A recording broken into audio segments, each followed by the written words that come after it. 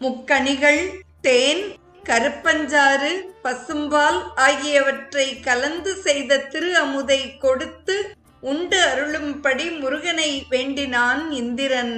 முருகனும் அதனை உண்டு அருளினான்.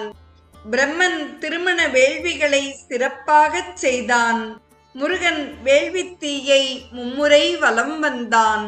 முன்னர் பிரம்மனின் தலையில் தனது திருவடிகளை சூட்டிய சிறப்புடைய முருகன் அப்பிரம்மன் கூறியவாறு அம்மி மிதித்தல் முதலான திருமணச் சடங்குகளை செய்தான்.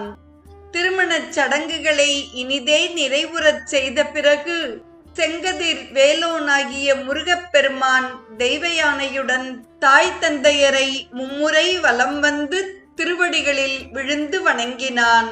மங்கள நிகழ்வுகளில் ஒருமுறை விழுந்து வணங்குதல் மரபன்று. மனிதர்களுக்கு 2 முறையும், கடவுளர்களுக்கு 3 முறையும், துறவிகளுக்கு 4 முறையும் நமஸ்காரம் செய்ய வேண்டும் என்பது மரபு.